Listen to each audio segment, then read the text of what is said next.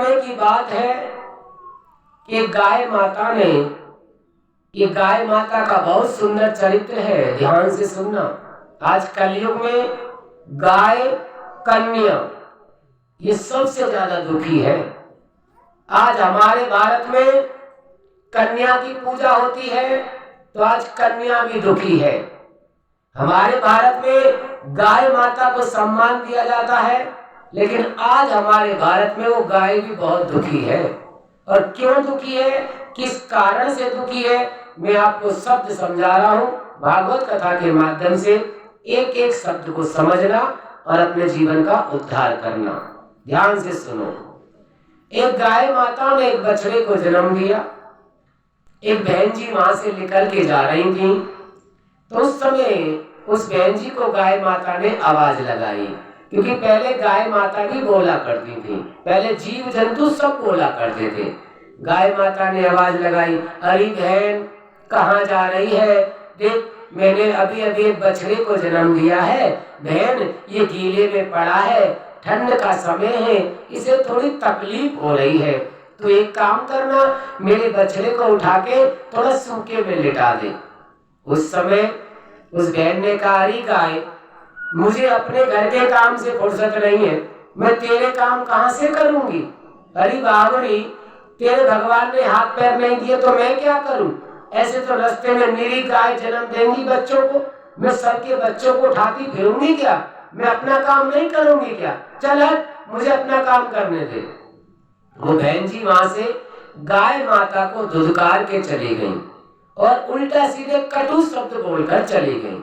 यहाँ गाय माता को क्रोध आया और क्रोध में आकर गाय माता ने कहा, तूने मेरा अपमान किया है, आज तूने मेरे बच्चे को सूखे में नहीं लिटाया, क्योंकि सबसे ज्यादा दुखी माँ ही होती है। आज मैं माँ हूँ, मेरी आत्मा अंदर से किलक रही है कि मेरा बच्चा गीले में पड़ा है। अगर तू चाहती तो 2 मिनट का टाइम निकाल करके मेरे बच्चे को सूखे में सुला सकती थी, लेकिन तूने ऐसा नहीं किया।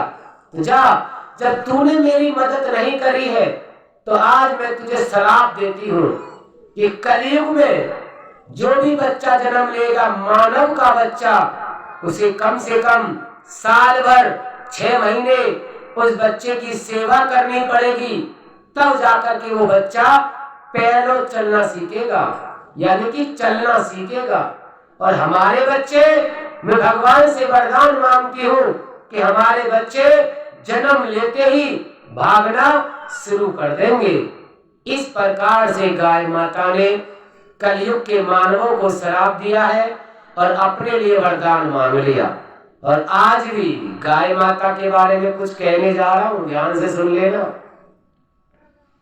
आप लोगों ने सुना होगा गाय माता में 33 करोड़ देवी देवता निवास करते हैं, जरूर सुना होगा, ऐसी बात नहीं है, सनातन धर्म में सुना जरूर होगा कि गाय माता में 33 करोड़ देवी देवता निवास करते हैं। आज उसी गाय माता को हम लोग झूठन खिलाते हैं। बहुत समझने का विषय है। गुरुजी ने श्री शांति दूत देवकी नंदन ठाकुर जी महाराज ने 2-4 बात बहुत विशेष समझाई थी, और उन्होंने कहा था कि अपनी कथा के माध्यम से जहां भी तुम कथा करने जाओ इन बातों को जरूर समझाना, और प्रतिदिन एक आध बार हम कोशिश करते हैं कि आपकी समझ में आ जाए। और ये गाय माता का चरित्र है, ध्यान से सुनना जरा और एक एक शब्द का ध्यान लगाना। आज हम गाय माता को झूठा करा देते हैं। देखो हमारे घर में पहली बात तो भगवान की इतनी अपार कृपा है ही नहीं कि हम गाय माता को पाल सके। हम लोग कुत्तों को तो पाल लेते हैं, हम लोग भैंसों को पाल लेते हैं, जानवरों को पाल लेते हैं, मुर्गों को पाल लेते हैं, बकरियों को पाल लेते हैं हम लोग, लेकिन हमारे भाग्य में गाय माता नहीं है। गाय माता को इतनी जल्दी पाल भी नहीं पाते, गाय माता इतनी जल्दी हमारे घर में आ भी नहीं पाती। हम कमाई के जानवरों को पाल लेते लेकिन गाय माता को नहीं पाल पाते। लेकिन उसके बाद भी अगर कभी भगवान ने मौका दे दिया और गाय माता घर में आ भी गई तो हम लोग क्या करते हैं, हम लोग गाय माता को झूठन खिलाते हैं। रात्रि में कोई सब्जी रोटी बच गई झूठी खूटी, क्या करे? गाय को डाल दो। अच्छी है, गाय को डाल दे। क्या तूने सुना नहीं है गाय में 33 करोड़ देवी देवता निवास करते? क्या तूने सुना नहीं है भारत में ये गाय और कन्या ही पवित्र बताई गई है? क्या तूने सुना नहीं किसी के मुंह से कि गाय को कभी झूठन नहीं करानी चाहिए? केले खुद खा लिए, छिलके गाय माता को खिला दिए। सेब खुद खा लिए, झूठे छिलके गाय माता को खिला रहे हो। रात में रोटी खुद ने खा ली, थोड़ा बहुत जो बच गया वो झूठा कूटा माता को खिला रहे हो, गाय माता को। फिर सोचते हो हमें भगवान कुछ देता नहीं है, कुछ देता नहीं है, पंडितों की जेब में रखा है, जा ले जा, कुछ देता नहीं है। जब तुमने नियम ही नहीं कर रहे हो, तुम नियम के पालन ही नहीं जान रहे हो, तुम्हें नियम का ही नहीं पता, फिर भगवान कहाँ से देगा? देखो, जो खुशियां हमारे जीवन में आनी होती है ना, कभी कभी छोटी मोटी गलती के कारण वो खुशियां हमें छोड़ के चली जाती है। गाय माता को और भैंस को, देवकीनंदन ठाकुर जी कहते हैं, गाय माता को और भैंस को दोनों को एक जगह भी चारा नहीं खिलाना चाहिए। गाय माता का स्थान थोड़ा अलग हो और भैंस का स्थान थोड़ा अलग हो चारा खिलाने का। क्यों? बोले यमराज है भैंस, इसे यमराज कहते हैं, और गाय माता 33 करोड़ देवी देवताओं में सम्मिलित है। तो गाय को और यमराज को यानी भैंस को दोनों को एक जगह चारा नहीं खिलाना चाहिए। अगर आप चाहते हो झूठन कराना तो भैंस को खिला दो, बकरी को खिला दो, किसी भी जानवर को झूठन खिलाओ, चलेगा। लेकिन गाय माता को झूठन नहीं कराते। हमारे ब्रज में बहुत सम्मान करते हैं गाय माता का।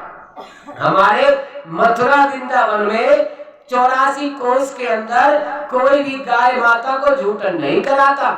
हाँ, एक नियम बताया जाता है हमारे यहाँ कि पहली रोटी गाय की, जो पहली रोटी सेकते ना चूल्हे पे तवे पे, पहली रोटी गाय की और लास्ट रोटी कुत्ते की। वही नियम का पालन करते हैं हमारे यहाँ। पहली रोटी जो भी छोटी बड़ी जैसी भी सेकेंगे, उठा के उस पर थोड़ी हल्दी लगा देंगे, जो जैसा होगा थोड़ा घी लगा देंगे, चीनी के दाने रख देंगे और उस रोटी को लपेट के, अगर जो भोजन बना रही है माताएं बहनें वो नहीं जा पाती तो उसे वहीं रख देंगे। जब कोई घर में बच्चा आएगा, कोई भी आएगा तो एक गाय की रोटी लेके जा, देके तो गाय को रोटी मिल जाती है। बहुत सी के घर गाय नहीं होती और बड़े घर होते हैं उनके, तो वो क्या करती है, एक डब्बा रख लेती है, उस डब्बे में उस गाय की रोटी को इकट्ठा करती रहती है। जब वो 2, 4, 10 रोटी इकट्ठी हो जाती है तो फिर अपने परिवार में किसी को भी कहती है कि देखो ये गाय की रोटी बहुत सारी इकट्ठी हुई है, जाओ किसी के घर में गाय हो तो वहां जाकर दिया हो या किसी गौशाला में जाकर दिया हो। ऐसे नियम किए जाते हैं। इसकी वजह से ही वहाँ लोग खुशियाल ज्यादा मिलते हैं और भगवान की भक्ति भी ज्यादा है। लेकिन हम लोग गाय माता को झूठन कराते हैं और फिर हम लोग सोचते हैं कि हमें सारी खुशियां मिल जाएं, हमारी बहू हमारा कहना माने, हमारे बेटा हमारा कहना माने, हमारे घर में सुख शांति का निवास हो। सुबह सुबह ही 33 करोड़ देवी देवताओं को झूठन करा दी और गाय माता को झूठन करा दी, और आप सोच रहे हो कि हमारे घर में खुशियां आएंगी। खुशियां तो आएंगी, लेकिन जो खुशियां आनी चाहिए, जिन खुशियों की आप कल्पना करते हो, वो खुशियां नहीं आ पाती राधे, वो खुशियां हमें नहीं मिल पाती। क्या बोलोगे? व्रत करके आई होगा, जोर से बोलो। अभी पति पत्नी की लड़ाई हो जा, पल्ले मोहल्ले में बात पहुंच जावे। अभी है पड़ोसन से लड़ाई हो जा, पल्ले मोहल्ले में बात पहुंच जावे। तू जानती नहीं है? हाँ जानती हूँ ना, तू जानते हैं तुझे, तो क्या बोलोगे? दिल से बोलो, जरा जोर से बोलो। इसलिए गाय माता के प्रति आस्था रखने से संसार में सुखी होते हैं। पहली रोटी गाय की, कोई दान मत कर पाओ जीवन में, कोई पुण्य मत कर पाओ, कोई दरवाजे पर किसी को दान मत दो, एक बार को भगवान के लिए भी दान मत दो, लेकिन ये 2 दान डेली होने चाहिए। पहली रोटी गाय की और लास्ट रोटी कुत्ते की, ये नियम है। क्योंकि हमारे यहाँ यही सिखाया जाता है, भागवत कथा में भी लिखा हुआ है कि पहली रोटी गाय को देने से 33 करोड़ देवी देवताओं का भोजन हो जाता है, और लास्ट रोटी कुत्ते को देने से उससे बड़ा संसार में कोई वफादार नहीं है। ध्यान रखना, कुत्ते से बड़ा संसार में कोई वफादार नहीं है। कोई भी जीव जंतु जानवर, कभी भी मौका मिलता है ना तो वो जानवर कभी भी हम पे हमला कर देता है, लेकिन कुत्ता अगर एक टुकड़ा भी आपका खा ले ना, एक टुकड़ा, और डेली से मिलने लग जाए, तो वो अपने मालिक का इतना वफादार माना गया है, इतना वफादार माना गया है कि मालिक घर में रात्रि में आराम से सो रहा होगा और वो कुत्ता चौकीदारी कर रहा होगा। मजाल है जो उस कुत्ते की बिना मर्जी के तुम्हारे घर में कोई अनजान व्यक्ति नहीं घुस सकता। राधे, घुसने की तो बहुत दूर है, कोई भटक भी नहीं सकता आगे पीछे घर के। तो ये इसलिए बताया गया है कि संसार में हम कितनों के लिए क्या क्या करते हैं, दुनिया के लिए क्या क्या करते हैं, लेकिन जो हमारे लिए वफादार है हम उसके लिए कुछ नहीं करते। और जिसमें गाय में 33 करोड़ देवी देवता है, हम शायद उनके लिए भी कुछ नहीं करते। ध्यान रखना, खुशियां कहीं दूसरी जगह नहीं मिलती हैं, खुशियां आपके और हमारे आसपास में घूमती रहती हैं। सिर्फ उन खुशियों को हमें प्राप्त करना है, उन खुशियों के बारे में हमें जानकारी लेनी है, तब हमें वो खुशियां अपने आप मिलने लग जाती हैं। आज कोई शरीर से दुखी है, कोई मन से दुखी है, कोई तन से दुखी है, कोई धन से दुखी है, कोई घर से दुखी है, कोई किसी प्रकार से दुखी है, कोई संतान से दुखी है। लेकिन ध्यान रखना, जीवन के अंदर दुखी संसार में सब है, दुखी संसार में सब है। सुखी कौन है? बोले सुखी वही है जो भगवान का भक्त है, अपने माँ बाप का जो कहना मानता है, जो गुरु का कहना मानता है, जो भगवान का कहना मानता है, वो संसार में सबसे बड़ा सुखी है।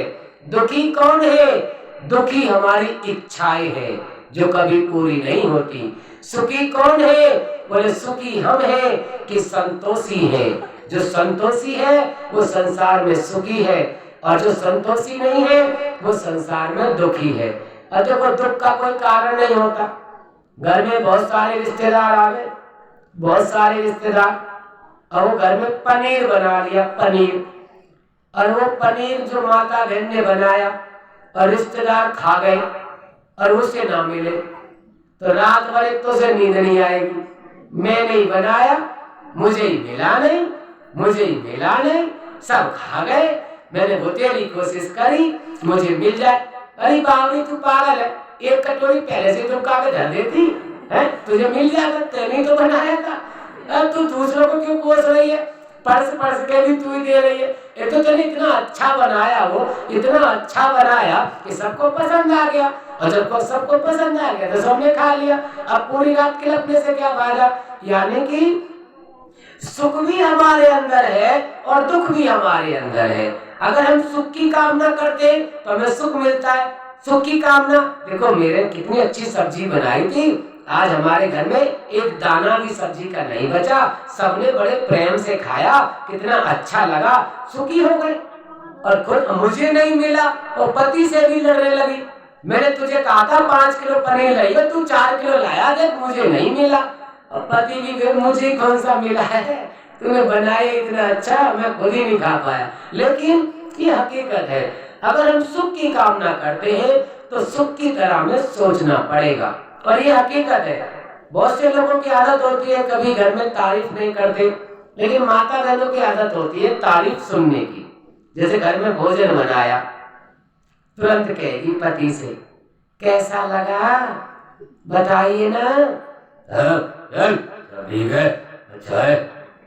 वह घसीटा, ये तेरी तारीफ सुनना चाहे तो ते यार ते कहते अच्छा बनाए तो और अच्छा बनाएगी, लेकिन तू तो खुद ही ऐसा, तेरी शक्ल ही ऐसी है, कभी ढंग से बोल ही नहीं सकता।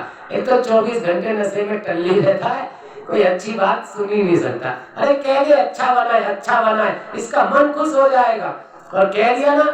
लेकिन देखो ये हकीकत बात है, पहले लोग, देखो माताएं बहनें आके बैठी है, ध्यान रखें जरा, ये ऑनलाइन वीडियो के माध्यम से देश विदेश में भी वीडियो पहुंचाई जाती है। देवकीनंदन ठाकुर जी महाराज के हम शिष्य हैं और ये कथा रिकॉर्ड करके बहुत दूर दूर तक पहुंचाई जाती है। फेसबुक के माध्यम से ऑनलाइन वीडियो भी चलती है और वीडियो बना के यूट्यूब चैनल पे भी डाली जाती है। तो आप थोड़ा ध्यान से मन से कथा को सुने और भगवान की भक्ति में ध्यान लगाएं, क्योंकि मेरे गुरुजन इस कथाओं को बैठकर सुनते हैं और जब वो सुनते हैं तो वो ये सोचते हैं कि कौन सी कथा इसने किस उद्देश्य से सुनाई है। तो ध्यान से सुने।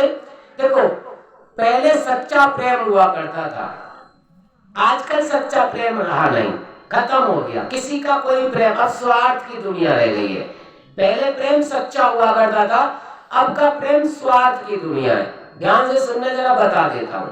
देखो, पहले क्या होता था कि अगर सच्चे प्रेम ने का मतलब यह था कि विष मीरा को दिया गया था और मीरा ने विष को अमृत का प्याला समझ के पी लिया, तो भगवान ने उसे अमृत भी बना दिया।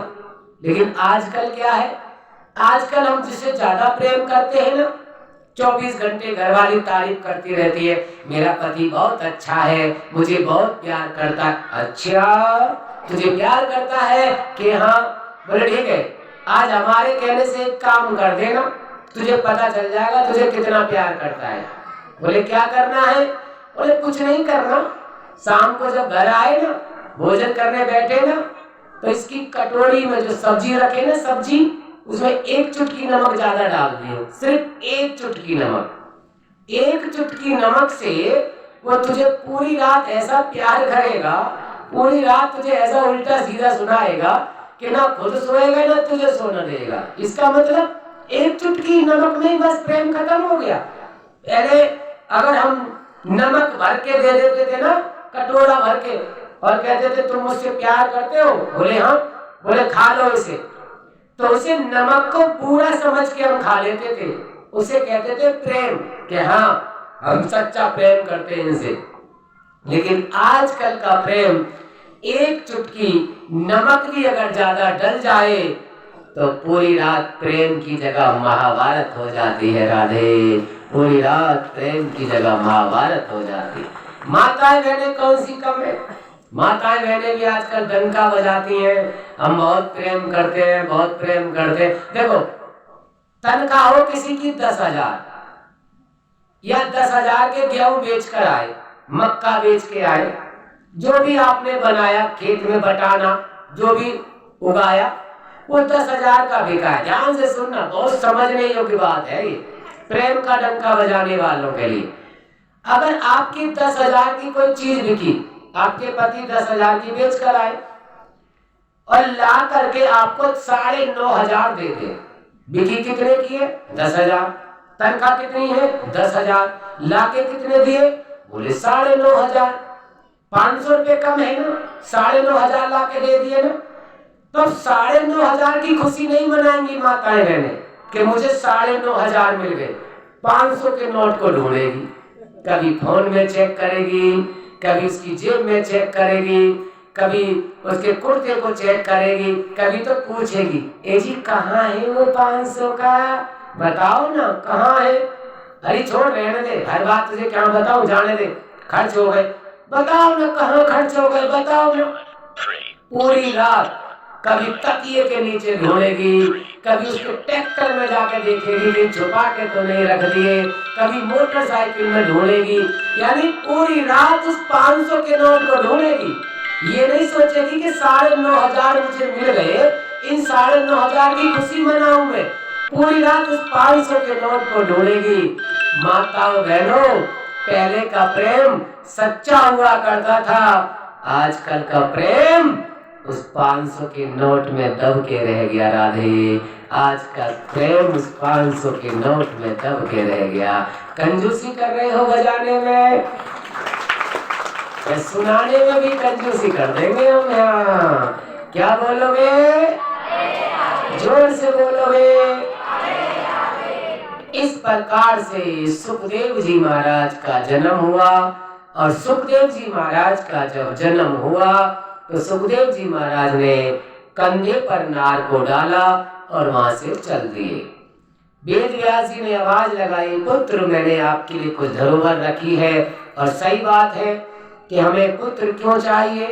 अपनी प्रॉपर्टी जायदाद के लिए, अपने संस्कार के लिए, अपने नाम चलाने के लिए। और जब हम मरे तो हमें अग्नि का दान हमारा पुत्र ही हमें देता है।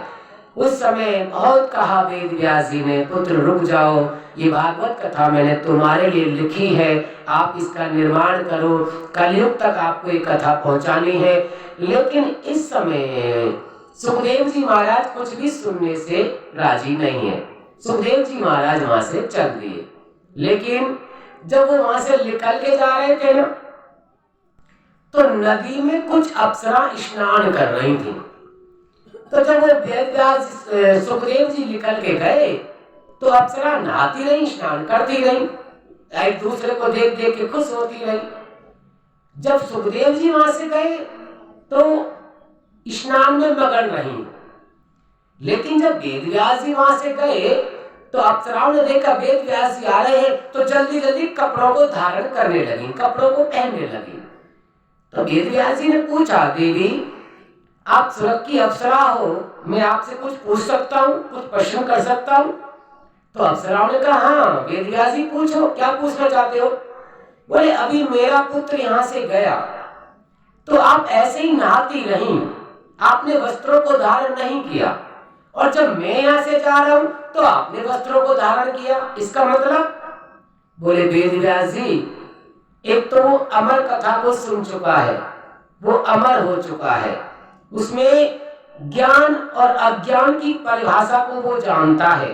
वो बालक है, उसे कुछ नहीं पता कि स्त्री कौन है और पुरुष कौन है, माँ कौन है, पिता कौन है। सिर्फ उसे ये पता है कि मेरा भगवान कौन है और मेरा गुरु कौन है। वो सिर्फ गुरु और भगवान को मानता है, बाकी वो किसी को नहीं मानता। आप समझदार हो, आप ज्ञानी हो, आपने भागवत कथा को लिखा है, आपने भगवान श्री कृष्ण की लीलाओं का वर्णन किया है, आप ज्ञानी हो, इसलिए आपको देखकर हमने वस्त्रों को धारण कर लिया और उन्हें देखकर हमने वस्त्रों को धारण नहीं किया। बोले ये बात है कि हाँ। बोले फिर मुझे एक प्रश्न का उत्तर और दो, मेरा जो ये बालक है, मैं अपने बालक को ये भागवत कथा कैसे सुना सकता हूँ? बोले ये भगवान का प्रेमी है और भगवान की बात इसकी समझ में आती है। आप एक काम करो, आराम से घर लौट के चले जाओ, ये कोई ज्यादा दूर नहीं जाने वाला, ये यहीं कहीं जंगलों में रहेगा। आप अपना कोई सेवादार एक श्लोक लेके इसके पास भेज दो, और जब वो श्लोक को सुनेगा ना तो भगवान के प्रति इसका प्रेम बढ़ेगा, और जब भगवान के प्रति प्रेम बढ़ेगा तो तुम्हारे प्रति भी प्रेम बढ़ेगा। क्यों?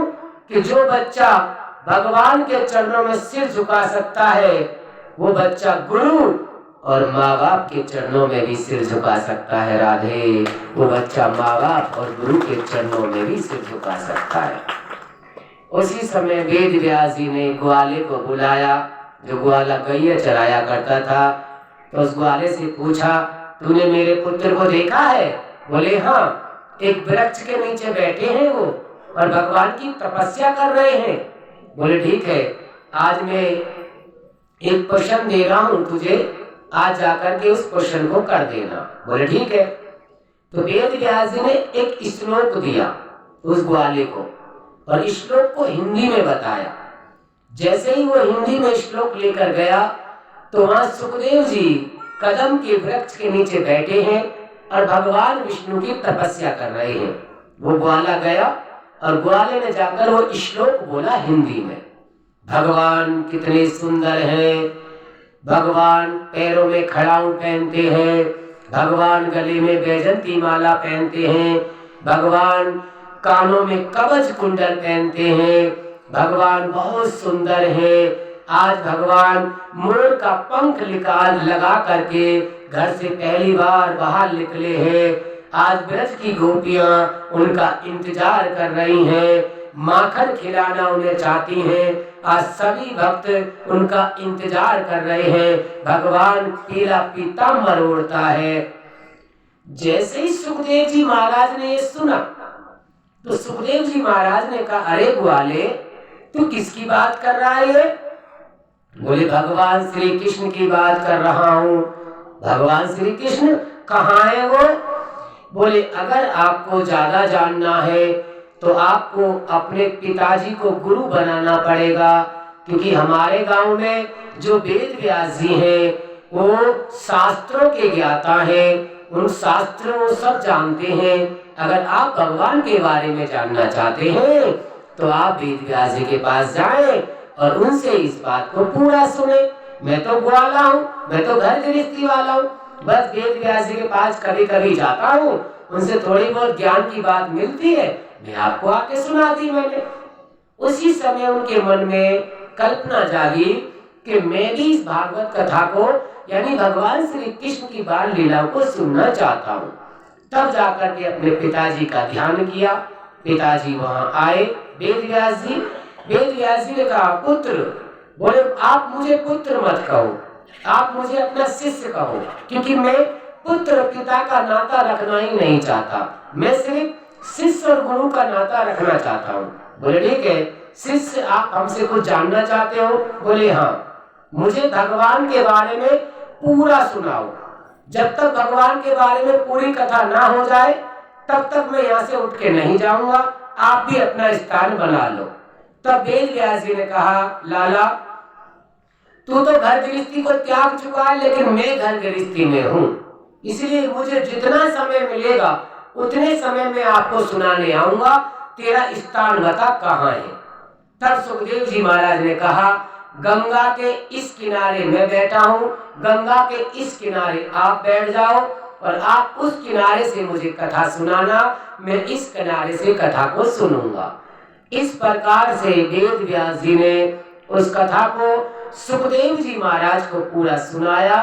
तब जाकर के सुखदेव जी महाराज ने उस कथा को सुना और वो बैरागी बने, और बैरागी बन करके उन्होंने उस जंगल को छोड़ करके किसी और जंगल में जाकर उन्होंने आश्रम बनाया और उसी आश्रम में भगवान की कथा सुनाते हैं और भगवान की कथा सुनते हैं, और जीवन की जितने भी कार्य हैं, जो भी पूजा पाठ का काम है, सुखदेव जी उसी आश्रम में रहकर करते हैं। बोले सुखदेव जी महाराज की जय, बोले राजा परीक्षित महाराज की जय, बोले श्री संत सनातन धर्म की जय। जय जय श्री राधे श्याम, जय जय श्री राधे श्याम। इस प्रकार से सुखदेव जी महाराज ने श्रीमद् भागवत कथा का अध्ययन किया, पाठ किया, और आज श्रीमद् भागवत कथा के वो ज्ञाता बने। देखो, जीवन में कहते हैं ना, ये भागवत कथा क्यों जरूरी है? ये भागवत कथा इसलिए जरूरी है कि हम लोग घर गृहस्थी में बहुत व्यस्त हो गए हैं। अधिकांश घर गृहस्थी में देखो, आप अपने घर में जाकर सोचना, हम लोग घर में खुश भी नहीं रह पाते। पहले किसी इंसान से पूछो ना, तू पहली बार कब हंसा था, तो उसे याद ही नहीं होगा कि मैं पहली बार कब हंसा हूं।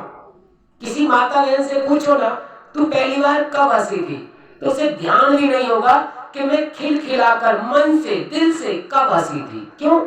बोले घर गृहस्थी में इतने सारे काम, इतनी सारी परेशानियां, इतने सारे कष्ट हैं कि हम घर गृहस्थी में हंस नहीं पाते। हम घर गृहस्थी में रह के जीवन के बारे में, अपने बारे में कभी सोच नहीं पाते। इसीलिए भागवत कथाएं बताई गई हैं, ये सत्संग, प्रवचन, कथाएं, कि कभी कभी हमें टाइम मिलता है तो हम ऐसी कथाओं में जाते हैं ना, तो पहला तो हमारी जनरल नॉलेज आगे बढ़ती है, हमारा ज्ञान आगे बढ़ता है। दूसरा, हमें पता चल जाता है कि हमें जीवन में क्या करना चाहिए, क्या नहीं करना चाहिए। लेकिन अधिकांश क्या होता है, कहने वाला कह के चला जाता है, लेकिन जो अमल करता है उसे संसार में सब मिलता है। अमल ध्यान से सुनना, जरूरी नहीं है कि जो इस व्यास गद्दी पर बैठ के सुनाए वही बहुत बड़ा ज्ञानी होता है या सारी बातों को वही अमल करता है, ऐसा नहीं है। ध्यान से सुनो, मैं बता रहा हूं आपको। एक पंडित जी थे, मथुरा वृंदावन में भागवत कथा कर रहे थे। ध्यान से सुन लेना कि ये जरूरी नहीं कि ब्राह्मणों में बहुत बड़ा ज्ञान होता है या जो बात वो कह देते हैं वो सारी बातों का अमल करते हैं। ध्यान से सुनना, ये जो अमल करता है ना उसी को सब कुछ मिलता है। अब एक पंडित जी थे, वृंदावन में भागवत कथा कर रहे थे। एक मथुरा की गोपी थी, प्रतिदिन रोज डेली अपने गायों का माखन निकालती थी, मटकी में रखती थी और वृंदावन में जाकर बेचती थी, क्योंकि मथुरा में से डेली माखन निकालना और मटकी में रखना, सिर पे रखना, जमुना पार करके जाना और वृंदावन में जाके बेचना। अब उस दिन क्या हुआ कि गोपी जब माखन बेचने जा रही थी तो देखा कि वहां बहुत अच्छा पंडाल लगा हुआ है, वहां भक्त बैठे हैं, एक पंडित जी भागवत कथा सुना रहे हैं। तो गोपी ने सोचा कि चलो बिजनेस तो मैं रोज करती हूँ, जीवन के घर गृहस्थी के काम तो मैं रोज करती हूँ, चलो ये 6-7 दिन का टाइम मिला है, पंडित जी की मैं रोज कथा सुना करूंगी, उसके बाद माखन जाके बेच लिया करूंगी। अगर भगवान चाहेगा तो हमारे सारे काम भी हो जाएंगे और हमें कथा सुनने का भी सौभाग्य मिलेगा। तो पंडाल के बाहर अपनी मटकी को लेकर बैठ गई और भागवत कथा को सुनने लगी। तो पंडित जी कह रहे थे कि जो इस भागवत कथा को सुनता है वो भवसागर से पार हो जाता है, भगवान उनकी सारी मनोकामना पूरी करते हैं, राधे रानी उन पर कृपा बरसाती है और वो भवसागर से पार हो जाती है सब जो भी कथा सुनते हैं। अब उस समय गोपी ने सोचा कि आज कथा सुनकर के कुछ मन हल्का हुआ, आज मुझे पता चला कि जीवन में हमें क्या करना चाहिए क्या नहीं करना चाहिए। गोपी गई, आवाज लगाई, माखन ले लो, माखन ले लो। एक सेठ जी साहूकार आए, बोले हमारे गांव में कथा हो रही है गोपी, और ये माखन की हमें जरूरत है, ला ये माखन हमें दे दे। तो गोपी रोज कम पैसों में बेचती थी, आज थोड़े पैसे ज्यादा बता दिए। बोले आज तो ये माखन का ऑर्डर किसी और का है, मैं उन्हें दूंगी सेठ जी, अगर आपको ये माखन चाहिए तो आपको एक्स्ट्रा पैसे देने पड़ेंगे। सेठ जी बोले ठीक है, आप एक्स्ट्रा पैसे ले लो, माखन दे जाओ। और वो माखन के जो एक्स्ट्रा पैसे मिले, मन में विचार आया, देखो भगवान की कथा सुनने से कितना फायदा हुआ मुझे। एक तो मुझे ये पता चला कि भगवान की कथा सुनने से भवसागर से पार होते, दूसरा आज मुझे ज्यादा घूमना भी नहीं पड़ा और मुझे ज्यादा आवाज भी नहीं लगानी पड़ी और मेरा माखन अच्छे रेट में बिक गया। तो चलो चलते हैं घर, कल फिर कथा सुनने आएंगे समय से।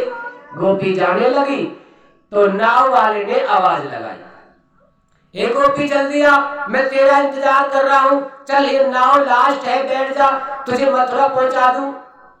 गोपी बोली चल चल जा, मुझे नहीं जाना नाव में बैठ के, 1.25 रुपया रोज लेता है, मुझे नहीं देना, आज तो मैं ऐसे चली जाऊंगी। अरे गोपी पागल है क्या, ऐसे कैसे चली जाएगी? बोले तुझसे कह दिया ना, नहीं जाना तो नहीं जाना, तुझे जाना है तो जा। तो नाव वाले ने सोचा क्या पता इसने कोई और नाव बुला रखी होगी, क्या पता आज घर जाना ही नहीं चाहती, मैं क्यों बहस करूं। तो नाव वाले नाव लेके चले गए। अब गोपी वहीं खड़ी है, विचार कर रही है कि पंडित जी ने कहा था कि जो कथा को सुनता है वो भवसागर से पार होता है, ये तो जमुना जी है, क्यों ना मैं जमुना जी से पार हो जाऊं, और ये अगर मैं जमुना जी से पार हो गई तो मुझे कथा सुनने का लाभ मिलेगा। अब आंखों को बंद कर लिया और राधे रानी को मन में बिठा लिया, हे राधे रानी, अगर मैंने सच्चे मन से सच्चे हृदय से अगर उस पंडित जी की मैंने कथा को सुना है तो आज मुझे जमुना से पार लगाना। विश्वास में भगवान है, अगर विश्वास नहीं तो वो पत्थर के समान है। अगर हम विश्वास करके कोई भी काम करें, कोई भी काम पूरा होता है। ये मैं नहीं कह रहा, ये शास्त्र गवाह है, जो हमारे बड़े गुरुजन हैं, श्री देवकी नंदन ठाकुर जी महाराज, कृष्ण शास्त्री जी और बहुत बड़े बड़े गुरु, ये सब कहते हैं कि विश्वास है तो सब कुछ है और विश्वास नहीं है तो संसार में कुछ भी नहीं है। और गोपी ने विश्वास किया तो पता है, जैसे ही कहा हे राधे रानी मुझे जमुना से पार लगाना, मैंने आपकी कथा मन से सुनी है, तो वो ब्रज की गोपी जमुना के पानी पर ऐसे चल रही है जैसे हम लोग पृथ्वी पर चलते हैं राधे, जैसे हम लोग पृथ्वी पर चलते हैं। विश्वास कोई चीज है, माँ बाप के प्रति विश्वास, सास ससुर के प्रति विश्वास, पति के प्रति विश्वास, पत्नी के प्रति विश्वास। जो विश्वास करता है वो संसार में अमर होता है। आज गोपी ने पन्नत जी की बात पर विश्वास किया और देखो जमुना पे पार चली गई, घर पहुंची, 1.25 टका रुपया अलग उठा के रख दिया। आज तो मेरा बहुत फायदा हो गया, आज तो मैं पैदल चलकर आ गई और आज तो नाव वाले को पैसे भी देने पड़े। कल मैं पन्नत जी की कथा फिर सुनने जाऊंगी। सुबह तैयार हुई, जल्दी जल्दी घर का काम किया, जल्दी जल्दी तैयार हुई।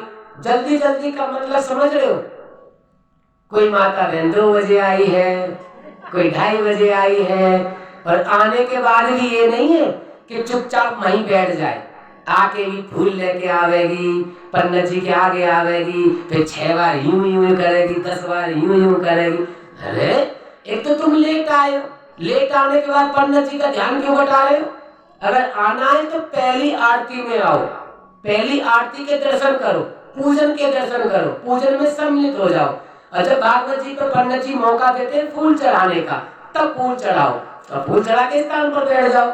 अगर आप किसी तरह से लेट हो गए, घर गृहस्थी में कहीं लेट हो गए, तो फिर भागवत के पास मत आओ, फिर जहां स्थान मिल जाए वहीं बैठ जाओ। अगर आपने 1 मिनट भी पन्नत जी का ध्यान बटा दिया तो ये भागवत पे यूं यूं यूं यूं कर रहे हो ना, ये सारी खत्म हो जाएगी तुम्हारी। ये जब मिलेगा, क्योंकि पन्नत जी जब बैठते हैं ना तो संकल्प करके बैठते हैं, जितनी भी देर उनका ध्यान बढ़ जाता है तुम्हारे यहाँ तक आने से, और तुम वहीं बैठ जाओगी तो जहाँ जगह मिले पंडाल में आराम से आओ, बतेरा बड़ा पंडाल है, आराम से बैठो। जब जाओ कथा सुन के आरती करके, तब जितनी मर्जी बार सिर झुकाओ, जितना मर्जी हाथ जोड़ो, भगवान से जो मांगना है मांगो, तो वो आपको मिल जाएगा, उसका फल आपको मिल जाएगा। और आप बीच बीच में आके ऐसे डिस्टर्ब करते रहोगे तो हमारा कुछ नहीं है, हमारा काम तो कहने का है, हम कह के चले जाएंगे। जो मानेगा उसे फल मिलेगा और जो नहीं मानेगा उसका तो भगवान ही भला करेगा राधे, उसका तो भगवान ही भला करेगा। क्या बोलोगे? जोर से बोलोगे, प्रेम से बोलोगे राधे। नियम का पालन बहुत जरूरी है, समय की कदर बहुत जरूरी है। देखो कथा 1 बजे शुरू होती है तो कोशिश करो कि हम 1 बजे पंडाल में आ जाएं। हमें मालूम है घर गृहस्थी के बहुत सारे काम है, कभी कभी हमारी पंडितानी भी कहने लग जाती है, अरे पंडित तुझे क्या पता है, बस आ जाता है बाहर से काम करके, घर में देख कितने काम है, झाड़ू लगानी, पोछा लगाना, बर्तन साफ करने, सारा घर का खाना बनाना, कितना काम होता है घर में, पता है? तो हमें मालूम है कि घर के बहुत सारे काम हैं, उन कामों को समय से करना है। घर गृहस्थी में इन 6 दिनों में, 5 दिनों में आपको बहुत समय से काम करना है। समय से काम करो और ये 3 घंटे भगवान के लिए दे दो। अगर ये 3 घंटे आपने भगवान के लिए मन से दे दिए, मन से देने का मतलब फिर समझ लो, पहली आरती के दर्शन, पहले पूजन में सम्मिलित हो जाओ और उस समय लास्ट आरती करके जाओ, तो आपको इस भागवत कथा का संपूर्ण लाभ प्राप्त होगा। और घर गृहस्थी का काम जीवन भर करना है और करते रहना है। थोड़ा टाइम से, अगर आप यहाँ आधा घंटा लेट आ रहे हो, 1 घंटा लेट, तो इसका मतलब आपका काम 1 घंटा लेट हुआ है। या जो श्रृंगार करा है, बढ़िया तरह से श्रृंगार करके आए, श्रृंगार में लेट हुए तो थोड़ा पहले कर लो, समय से कर लो, उससे आपको भागवत कथा सुनने का लाभ प्राप्त हो जाएगा और भगवान की भक्ति आपको पूरी मिलेगी। तो क्या बोलोगे? जोर से बोलोगे। समय की कदर संसार में सबसे बड़ी कदर, जो इंसान समय की कदर नहीं करता, उसे मिलते मिलते भी संसार में बहुत कुछ मिलना चाहता है वो, लेकिन मिलते मिलते भी नहीं मिलता। जो समय की कदर करता है उसे मिलता है। गोपी ने समय की कदर करी, सुबह जल्दी जल्दी जागी, जल्दी जाग करके उसने अपने घर का काम किया, जो माखन निकालने का काम था वो काम उसने पूरा किया, और पूरा करने के बाद मटकी ली और मटकी लेकर के चल दी। जमुना जी पे ऐसे ही चल रही है जैसे पानी में हम लोग धरती पे चल रहे। अब वो नाव में बैठ के नहीं जा रहे, क्यों? बोले पन्ना जी की बात पर विश्वास किया।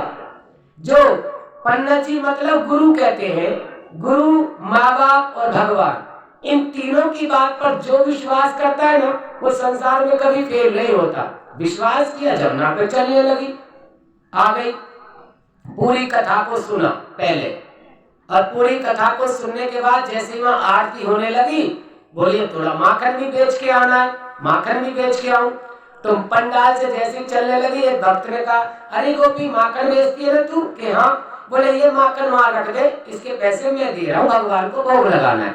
बोली देखो कितना अच्छा हो गया, आज तो माखन बेचने भी नहीं जाना पड़ा, आज तो मेरा माखन ही बिक गया। मैं बैठ गई। पन्ना जी ने आरती पूजा करी, और जैसे ही वो अपने विश्राम गृह में जाने लगे तो आगे जाके गोपी ने रास्ता रोक लिया। पन्ना जी बोले, हाँ मैं ना आपकी कथा को सुन करके ना मुझे बहुत लाभ हुआ, मैं वो तो नहीं बताऊंगी क्या लाभ हुआ, लेकिन महाराज मेरी इच्छा है कि मैं आपको अपने आंगन में बैठ करके, अपने घर में बैठ के भोजन कराना चाहती हूँ। पन्ना जी ने पूछा, कहाँ से आई हो? बोली मैं मथुरा से आई हूँ। अब पन्ना जी के मन में लालच आ गई कि वृंदावन के भक्त तो रोज खिला ही रहे हैं, देखो दूसरी जगह से पार्टी आई है, श्रद्धा भाव से चलो आज वहीं चलते। ये पन्नतों के अंदर एक ही बस कमी होती है, या तो खाए मरे या लत मरे। या तो जजमान के घर ज्यादा अच्छा भोजन मिल जाए तो ये नहीं देखेगा अरे तेरा पेट छोटा है रुक जा, खाता ही रहेगा, या कोई ज्यादा आटा चावल गेहूं दे दे तो ये नहीं देखेगा कोई सवारी नहीं मिली, सिर पर ढोके ढोके चलता रहेगा, चलो घर तक जाना है। तो ब्राह्मणों के लिए कहा गया तो खा मरे या लद मरे। तो पन्ना जी लालच में आ गए, बोले गोपी तू अपने घर ले चलेगी? बोले हाँ। बोले ठीक है, तो आज मैं तेरे साथ चलूंगा। तो वहां कह दिया जजमानों से सबसे, बोले आज मैं उस गोपी के घर जा रहा हूँ भोजन करने, आज मेरा भोजन का इंतजाम यहाँ मत करना और तुम भगवान का भोग लगा देना। बोले ठीक है महाराज, जैसी तुम्हारी मर्जी, क्योंकि जैसा पन्ना जी गुरु कहते हैं वैसे सबको मानना पड़ता है। पन्ना जी चले गए, जैसे जाने लगे तो जमुना के किनारे पहुंचे। जमुना के किनारे जब पहुंचे तो कहा, गोपी हाँ पन्ना जी, यह नाव वाला दिखाई नहीं दे रहा, नाव का क्या करोगे? बोले मथुरा जाना है ना, मथुरा। बोले हाँ मथुरा ही जाना है। बोले फिर नाव कहाँ है? नाव का क्या करोगे पन्ना जी? अरे नाव में बैठ के नहीं जाएंगे तो क्या गुप गुप करते हुए जाएंगे का? चोरी, अरे हम तो डूब नहीं जाएंगे का? चल तू एक काम कर, नाव वाला बता कहाँ है। बोले पन्ना जी कैसी बात करते हो, आप तो कथा सुनाने वाले हो, मैं तो सुनने वाली हूँ। जब सुनने वाली का कल्याण हो गया तो सुनाने वाले का कल्याण नहीं होगा क्या? पन्ना जी बोले तू कहीं बावरी तो नहीं है, तू हमको लूलू तो नहीं बना रही है? लूलू मतलब पागल तो नहीं बना रही है तू हमें? हमारे ब्रज में लूलू को पागल कहते हैं, बावरी कहते हैं माता बहन को, लूलू कहते हैं आदमी को। चोरी तू हमें लूलू तो नहीं बना रही है? लूलू मतलब बावरा तो नहीं बना रही हमें? अरे तू भोजन खवाए वे लाई है कि जमुना में डुबाए वे लाई है? अरे नो बता, बिना नाव के कैसे पार होंगे? बोले महाराज कैसी बात करते हो, मैं कल आई थी, मैं जमुना से पार होके गई, मैं सुबह भी इस जमुना से पार होके गई हूँ, और कारण बोले एक ही कारण है, मैंने मन से भागवत कथा को सुन लिया, इसलिए मैं जमुना से पार हो गई राधे, मैं जमुना से पार हो गई। पन्ना जी बोले तू जमुना से पार हो गई? बोले हम। अरे तू कोई जादू जाने का? बोली जादू? जादू तो तुम्हारी कथा में है, जादू तो तुम्हारी वाणी में है। जो आपने सुनाया वो हमारी समझ में आया, उस पे हमने अमल किया, तो आज हमें कल्याण हो गया। पंडित जी, क्या तुम्हें सच में जो तुमने सुनाया वो गलत था? बोले क्या सुना तूने, मुझे तो बता, मैं तो 1000 बात बताता हूँ रोज, तूने कौन सी बात सुन ली? बोले तुमने कहा था ना कि जो इंसान कथा को सुनता है वो भव सागर से पार हो जाता है। तो महाराज भव सागर तो बहुत बड़ा है, ये तो छोटी सी नदी है। अरे बाबरी, ये भव सागर थोड़ी। तो बोले वो भव सागर कौन सा? बोले वो भगवान वाला भव सागर। बोले भगवान वाला भव सागर तो मरने के बाद दिखेगा, जीते जी तुम्हारी कथा सुन के क्या लाभ मिलेगा? ये जीते जी लाभ मिला है। मैं पन्ना जी तो बस कछु बोले ही नहीं, वहीं बैठ गए। बोले तू जा घर, मैं अपने वहीं जाके खा लूंगा, जो मिलेगा सो देखो जाएगा, तू जा। बोली ऐसे कैसे चली जाऊंगी? मैं जाके बोल दूंगी कि पन्ना जी कहते कुछ और है और करते कुछ और है, या मेरे साथ चलना पड़ेगा भोजन करने। पन्ना जी बोले तू सच्चे में बावरी है। अरे तू जा, जमुना में कौन जावेगा? मोकू तैरना नहीं आवे, मोकू सिर्फ कथा करनी आवे भगवान की। मैं कथा करूं, पूजा करूं, पाठ करूं, और वो पे तैरना नहीं आवे। मैं कोई गोताखोर थोड़ी हूँ, मैं कोई तैराखोर थोड़ी हूँ, मुझे तैरना नहीं आता। तुझे आता तैरना? बोले नहीं, मुझे भी नहीं आता। बोले फिर तो ठीक है, जैसा गुरु वैसा चेला, नरक में होगा दोनों का ठेला ठेला, जमुना में डूब मरेंगे दोनों, कोई बचाए बाहर ना है। तू जा, तू मर, मुझे काहे को मारे? मेरे छोटे छोटे बालक है, मेरी पंडितानी मेरा इंतजार कर रही है, तू जा यहाँ से। बोले नहीं पंडित जी, चलना तो पड़ेगा। बोले ठीक है तो चलेंगे। तूने कथा को सुना मेरी को? कि हाँ। तूने कथा को सुन के इस नदी को पार किया? बोले हाँ। बोले ठीक है तो मैं पीछे चलूंगा, तू आगे चल। पहले तू चल के दिखा कि तूने कथा को सुन के कितना लाभ मिला तुझे। बोले ठीक है, मैं भी चलती हूँ।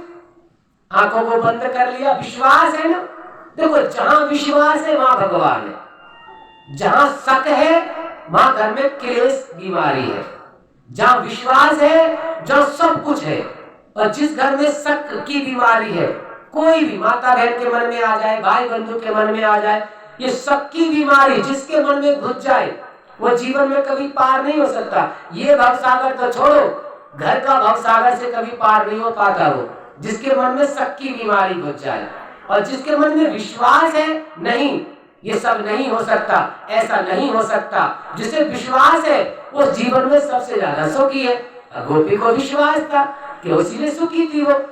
आंखों को बंद कर लिया, नेत्रों को बंद कर लिया, मटकी को सिर पे रख लिया। हे राधे रानी, पन्ना जी मेरी बात पर विश्वास नहीं कर रहे हैं।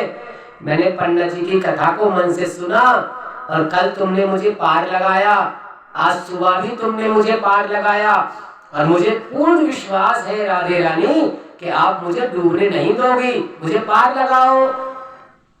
तो विश्वास मानना पन्ना जी भी देखकर चकित रह गए।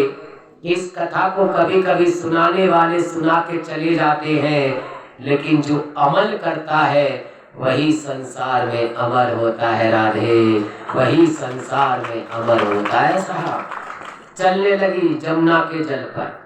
अब पन्ना जी चकित हो गए। अरे तू का जादू जाने, तू चमत्कार कर रही है, मैं भी आ जाऊं? बोले हाँ तुम भी आओ ना, मेरे पीछे पीछे आओ। मैंने तो कथा सुनी, पार हो गई, तुम तो कथा करते हो, तुम तो हमारे गुरु हो, तुम तो और भी ज्यादा जानते हो। बोले मैं कुछ नहीं जानता, बस इतना पता है अगर मैं डूब गया ना इसमें तो मेरी पंडितानी कहेगी बावरी के चक्कर में क्यों पड़े तुम।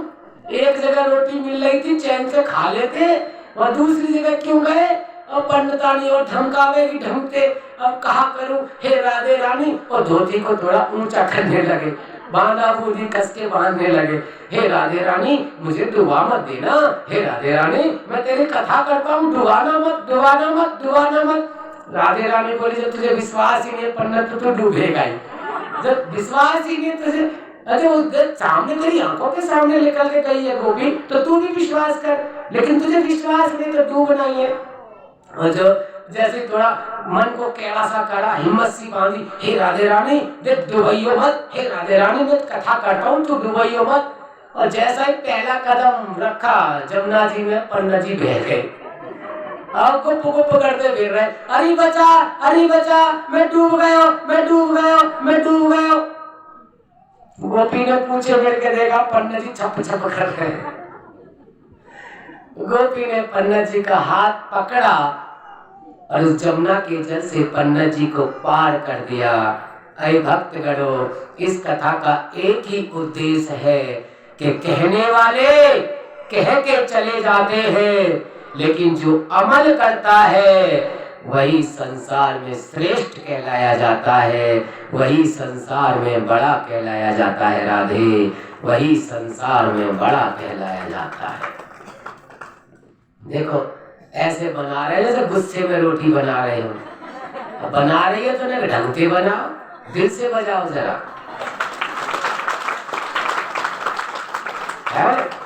ये जो हाथ है ना, ये बालकों को थप्पड़ मारते मारते ना तुम्हारे इनकी हाथों की रेखा बिगड़ गई है। बहुत सी माता बहनों को तो गुस्सा आ गया ना, पति के भी गाल उतरते हैं। सवेरे पूछो क्या हुआ, पता नहीं, नशे में पता नहीं। उस बेचारे गधे को खुद नहीं पता क्या हुआ। और क्या, जब वो ज्यादा मारता रहेगा, मानेगा ही नहीं, मानेगा नहीं तो हाथ पकड़ते पकड़ते बहुत सी को गुस्सा आ जाती है। तो ये जो हाथ है ना, ये बच्चों को मारते मारते, जानवरों को मारते मारते, ये हाथों की रेखा भी बदल गई है। अगर इन रेखाओं को ठीक करना है तो जब भी आपको समय मिले और हमारी जुबान पर राधे का नाम आए, तो अगर आपकी ये ताली बज गई तो इन हाथों में जो भी गलत रेखा है, गलत रेखा का मतलब समझा दूं? नवरात्र में कन्या पूजन, देवी पूजन, देवी पूजन, देवी मैया, देवी मैया। पड़ोस की कन्या को भी ले आएंगे, अपनी कन्या को बिठा देंगे। कौन है? देवी है, देवी है। नवरात्रों में नौमी, अष्टमी और सप्तमी। और जैसे ही दशहरा आ गया और कन्या ने कोई बड़ा सा गिफ्ट मांग लिया, दिया कान पे खींच कर, अब देवी नहीं है। तो ये हाथ की जो रेखाएं हैं, अगर इन्हें ठीक करना है तो आप हमेशा इन्हें गलत जगह यूज करते हो। कभी कभी तो अच्छी जगह यूज करके देखो राधे, कभी कभी तो अच्छी जगह यूज करो। क्या बोलोगे? जोर से बोलोगे। सुखदेव जी महाराज वर्णन करते हैं, हे राजन